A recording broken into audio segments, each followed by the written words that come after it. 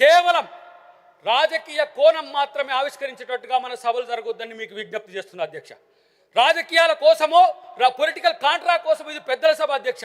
చిన్న పిల్లలమైనా మాకు ఇక్కడ అవకాశం మిత్రులు, నాకు వెంకట్ లాంటి మిత్రులకు కూడా చిన్న వాళ్ళమైనా సరే, కానీ ఈ సభను చూస్తున్న ప్రతి ఒక్కడు సభ నన్ను రిప్రజెంట్ చేస్తున్నది అని చెప్పి ఒక ఆలోచనతో రావాలి. నేను అంటున్నా ఈ సభా వేదికగా, ఎందుకు మీ ప్రతిపక్ష నాయకుడు రాలేకపోతున్నారో, లీడర్లెస్ పార్టీ అంటే బాధపడుతున్నారు కదా మీరు. అంటే ఇది కూడా సబార్డినేషన్కి ఇస్తారా? ఇదేమన్నా రాజరికమా? రాజు తర్వాత రాజు కొడుకు, రాజు అల్లుడు, రాజు బిడ్డ ఇట్లా వచ్చేటట్టు ఏమైనా ఉందా? ప్రజాస్వామ్యంలో ఎన్నుకోబడ్డ వాళ్ళే ఉండాలి.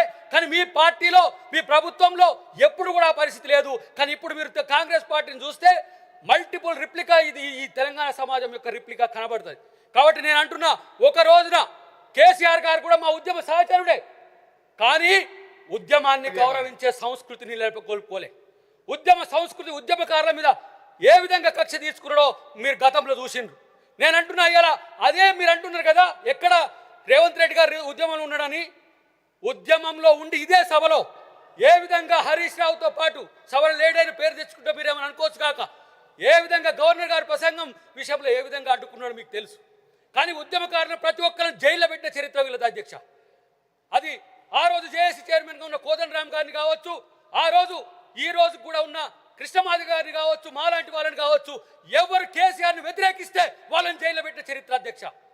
మాలాంటి వాళ్ళ మీద కాంగ్రెస్ పార్టీకి వచ్చినామంటే కూడా రాజకీయ ఒక అక్కసుతోనే ఈరోజు తన కుటుంబాన్ని పెంచి పోషించాలనే ఉద్దేశంతో ఉన్నారు తప్పితే మరొకటి కాదు. ఇప్పటికైనా బీఆర్ఎస్ మిత్రులకు చెప్తున్నా, రాజకీయం కేవలం ఒక కుటుంబానికో ఒక వ్యక్తులకు సంబంధించిన అంశం కాదు. ప్రత్యేకించి తెలంగాణ అది కాదు. తెలంగాణ అది సహించదు. తెలంగాణలో ఇలాంటి రాజకీయాలను చిల్లు చేటు కొట్టేయాలా, కేసీఆర్ కుటుంబాన్ని ఎలా పతనం చేసే చరిత్ర. కాబట్టి ఇప్పటికైనా కనీసం సమస్యల మీద చర్చించే ప్రయత్నం చేయండి, సమస్యల కోసం తీసుకొచ్చే ప్రయత్నం చేయండి. కానీ ఎవరో ఆయన చెప్తే ఈయన చెప్తే ఆయన కొడుకు అనేది ఇది రాజ్యం కాదనే విషయాన్ని తెలుసుకోవాల్సిన అవసరం ఉంది. మిత్రులారా, నేను ఒకటి చెప్తున్నా, మీకు చిత్తశుద్ధి ఉంటే బీజేపీ ప్రభుత్వం మీద పోరాడే దమ్ముందా ఇలా ఆలోచించండి అని చెప్తున్నా. బీజేపీ ప్రభుత్వం మీద ఎందుకు పోరాడతలేరు మీరు? ఇలా ఏ బడ్జెట్లో కానీ రైల్వే లైన్లు కావచ్చు, ఇలా కేంద్ర ప్రభుత్వ ప్రాజెక్టు కావచ్చు, ఇక్కడికి వచ్చే వాటిని కూడా ఇలా కేంద్ర ప్రభుత్వం అడ్డుకుంటున్న పరిస్థితి. అంటే తెలంగాణ అంటే కాంగ్రెస్ విమర్శించడానికే మీరు ఉన్నారా? బీజేపీ గురించి పట్టించుకోరా?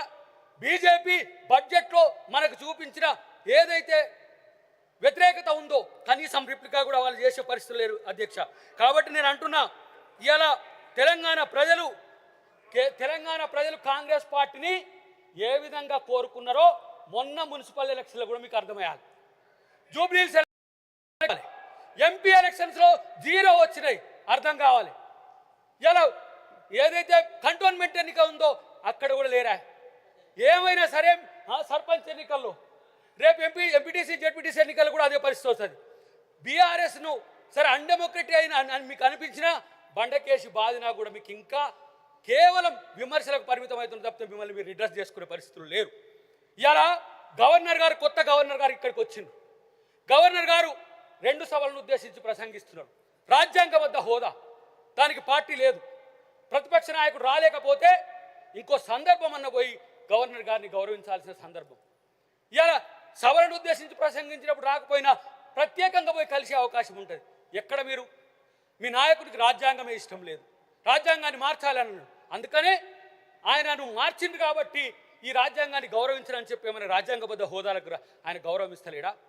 కాబట్టి తెలంగాణ తల్లి విగ్రహం ఇక్కడ ఓపెనింగ్ ఇస్తే ప్రతిపక్ష నాయకుడు ఉండడా?